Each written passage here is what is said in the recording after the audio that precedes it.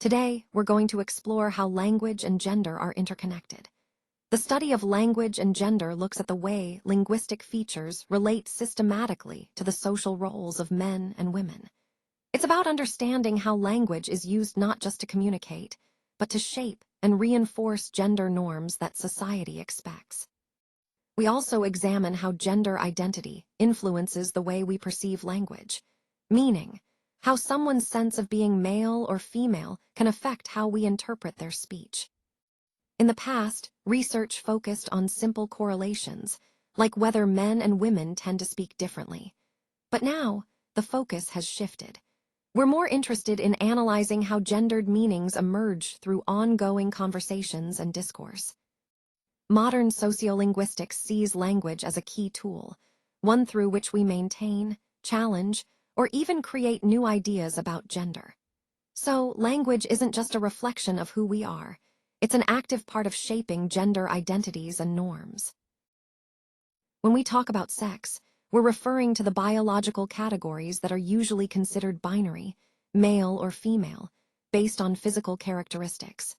These are typically assigned at birth and are what we see as the biological aspects of a person. On the other hand, gender is a bit different. It relates to the cultural traits and behaviors that society considers appropriate for men or women. What's really interesting is that gender isn't just a fixed category. Instead, many people view it as a continuum, meaning there's a range of masculine and feminine behaviors rather than strict binaries. This helps us understand that gender is more fluid and varies across different cultures and individuals. It's also important to recognize that sex is often seen as a physical attribute, something you have, while gender is more about social construction. Gender involves what people do, the roles, behaviors, and expectations, rather than just biological features. This distinction is crucial as we explore how societal norms shape our understanding of identity and behavior. So, in essence, sex and gender are interconnected but distinct concepts. Recognizing this helps us better understand the complexities of human identity and the diverse ways people experience and express themselves. Let's explore how in some highly structured tribal communities, men and women actually use entirely different linguistic forms. An extreme example of this is found among Amazonian Indians, where men and women speak different languages altogether. This often happens because of marriage outside the tribe, which leads to distinct linguistic identities for each gender. Moving to a different example, the Gros-Ventre tribe shows pronunciation differences that are quite fascinating. For instance, men might say dfajtsa for bread, while women say kjajtsa. These subtle pronunciation differences highlight gender-specific speech patterns within the same language. Lastly, in languages like Yanua, we see gender-differentiated dialects that use entirely different class-marking prefixes on nouns and verbs. This means that gender influences not just vocabulary, but the actual grammatical structure of the language. All of these examples underscore how gender can shape language in profound ways, reflecting social structures and cultural norms. It's a vivid reminder of how language and identity are deeply interconnected across different societies. In Western urban communities, we see that speech forms tend to overlap quite a bit, and the way genders use certain forms varies in frequency. A key pattern is that women generally use more standard pronunciations, while men tend to lean towards more vernacular or informal variants. For example, research from Montreal French shows that both men and women often delete the L sound in certain phrases, but men do this more frequently than women. What's interesting about these patterns is that they reflect social roles that tend to overlap rather than the rigid, exclusive roles we might see in traditional tribal societies. So, gender-preferential speech features highlight how social roles influence language use in more complex, nuanced ways. This helps us understand that language variation isn't just about individual choice. It's deeply connected to social identities and roles that are evolving over time. In 1973, Lakoff introduced a groundbreaking idea about how women speak. She argued that women's language actually reflects their subordinate social position, and it also helps reinforce that position. She pointed out that women's speech is often filled with particular devices like mitigators, which soften statements, and inessential qualifiers, which make speech sound tentative or uncertain. These features, she suggested, disqualify women from gaining power or authority because their language appears less confident. Lakoff believed that this style of speaking keeps women in their place, essentially functioning as a barrier to leadership and influence. She viewed women's speech as an incomplete or weaker version of a male-defined standard, what she called the deficit model. This perspective implies that women's language lacks strength or authority compared to men's. Understanding this model helps us see how language can serve to maintain social inequalities, especially regarding gender. It's important to recognize that this was a paradigm that shaped much of the early research in gender and language, and it set the stage for later debates and developments in the field. On this slide, we're exploring some key features of what has been called women's language. One important aspect is the use of tag questions, like "isn't it?" Lakoff argued that these tags often signal uncertainty, making statements seem less definitive. Next, we see hedges, such as "sort of" or "I think," which speakers use to soften their claims or show tentativeness. Conversely, boosters like "really" or "so" are employed to emphasize a point or persuade the listener that what's being said is important. Other markers include empty adjectives like "adorable" or "sweet," which add emotional flavor without much substance, and superpolite or hypercorrect grammar forms that often aim to show politeness or deference. Lakoff also pointed out something called rising intonation on declarative sentences, what we call uptalk, where the speaker's voice rises at the end, making statements sound like tentative questions. These features collectively contribute to what has been identified as women's language, and they tie into the broader theme of how language reflects social and gender identities. Understanding these nuances helps us see how language functions in social interaction and identity construction. In this slide, we're looking at the dominance approach, which suggests that differences in speech are not just about communication styles, but are actually rooted in and support male dominance over women. Essentially, this perspective views language as a reflection of societal power structures. It argues that men's dominance is reinforced during cross-gender conversations through specific strategies. These include behaviors like interrupting women, challenging their ideas, or controlling the topics of discussion. Such actions are seen as ways men assert their global power in social interactions. From this point of view, language isn't just a neutral tool, it's a means of maintaining patriarchy. Men are often positioned in the dominant role, while women tend to be placed in subservient positions. This approach helps us understand how everyday conversations can reproduce gender inequalities, supporting the overall theme that language plays a role in societal power dynamics. Let's take a closer look at Pamela Fishman's research. She found that women tend to do more work to keep conversations flowing compared to men. For example, women ask 3 times as many questions as men do.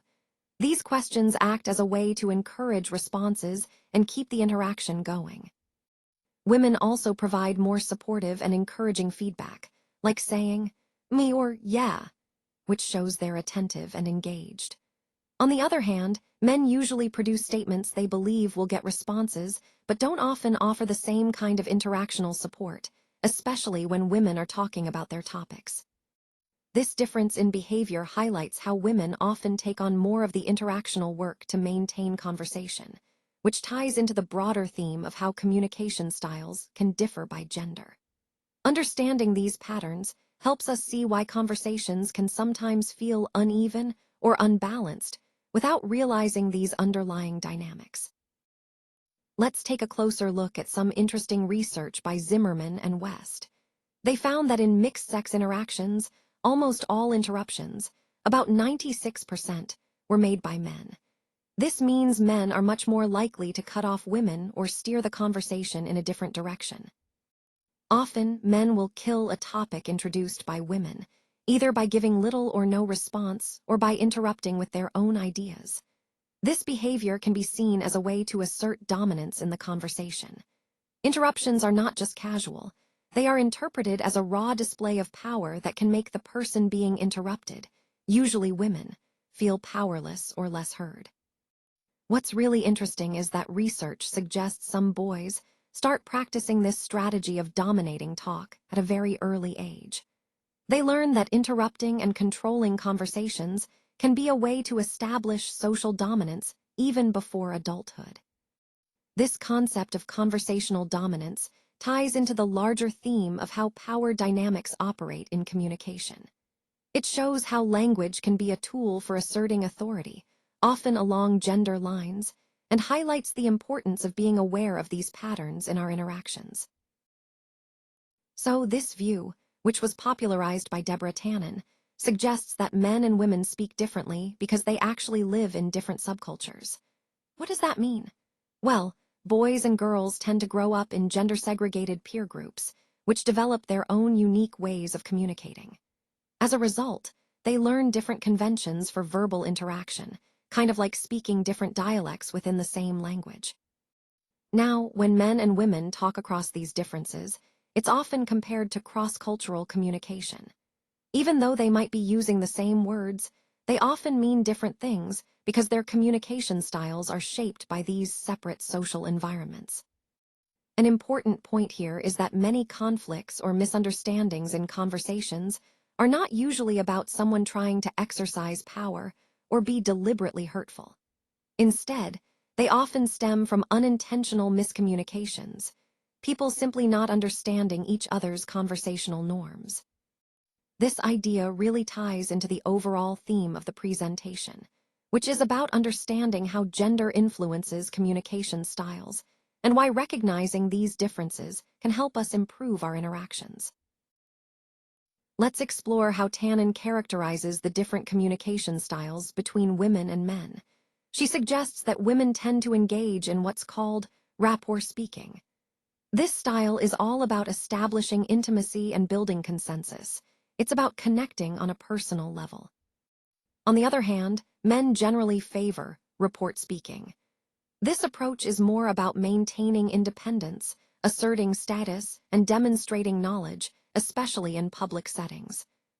Now, this difference in style actually explains a lot about how each gender approaches conversation.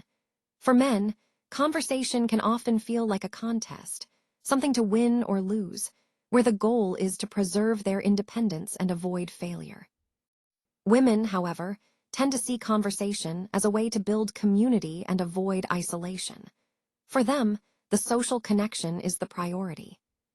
This fundamental difference is why men often prefer one-to-many patterns of speaking, like giving a speech or addressing a large group, while women are more likely to break into smaller groups or clusters to have more intimate discussions.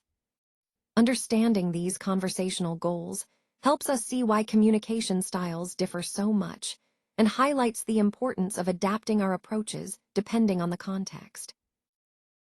A consistent finding across many studies is that females tend to use high-prestige standard variants more often than males of the same social class. This is a fascinating pattern that shows up again and again in language research. One theory to explain this is that women are generally more status-conscious because their social positions are often subordinate or less secure compared to men. Men, on the other hand, are often judged by what they do, like their occupation, whereas women are frequently evaluated based on how they appear, which includes their speech. This makes linguistic signals much more important for women in social interactions. Additionally, there are cultural associations at play here. Standard speech is sometimes linked with femininity and refinement, suggesting a certain level of sophistication. Conversely, non-standard speech can carry connotations of masculinity and toughness. This pattern, often called the sex prestige pattern, highlights how gender and social expectations shape language use. It's a key piece of the bigger picture of how language and identity are interconnected in society. Men are often favorably disposed to non-standard, low-status speech forms at a subconscious level. This means that, without even realizing it, men tend to be more comfortable with or even prefer speech that might be seen as less formal or more rough. Covert prestige refers to the positive masculine associations of working-class speech, which emphasize rough and tough qualities. So, in a way, using these forms can be seen as a way of signaling strength or toughness within a social context. Studies conducted in Norwich have shown that men often underreport their use of non-standard speech. They claim to use more of these forms than they actually do, which helps them sound tougher or more authentic. Interestingly, women tend to do the opposite. They either report their use of standard forms accurately or even overreport them to align with social status or expectations. This concept of covert prestige is really important because it highlights how social identity and gender influence the way we perceive and report our speech. It's a key part of understanding the broader themes of language and social power that we've been discussing. So, current theories suggest that gender isn't just a fixed identity we have, but rather something we perform through our daily actions and interactions. It's like we're constantly creating and recreating our gender through what we do and say. Individuals use language as a tool to present themselves in a way that aligns with certain gender identities, whether they're aiming to be seen as a particular kind of man or woman. Linguistic style, then, is a combination of what we say and how we say it. It's through these choices that we manifest a sense of self to the world. Every decision we make, whether it's the sounds we choose, the words we pick, or the sentence structures we use, can either reinforce the existing gender norms or challenge them. This idea of gender as a social practice really underscores that gender isn't just something inside us. It's something we actively perform and negotiate through language and everyday interactions. It's a dynamic process, shaped by our ongoing social and linguistic choices. Let's talk about some common assumptions we make about gender. Often, these are criticized as a hall of mirrors, meaning they can end up reinforcing stereotypes instead of actually reflecting how people behave in real life. Instead of viewing gender as a fixed thing, many scholars now focus on what they call communities of practice. These are face-to-face groups like families or workplaces where people negotiate their identities in specific local contexts. It's important to realize that interactional styles are pretty fluid. For example, a woman might be assertive and direct at work, but then use more supportive language, like hedges, when she's at home. This shows how flexible and adaptable communication can be, depending on the setting. The relationship between gender and speech isn't straightforward either. It's influenced by many factors. Class, ethnicity, social networks, and personal agency all play a role. So, when we think about how gender shapes communication, we have to consider this complex web of influences. Modern communities of practice remind us that gender isn't a simple, fixed trait. Instead, it's something negotiated and performed within specific groups and contexts. Understanding this helps us see that gendered communication is dynamic, diverse, and deeply connected to social environments.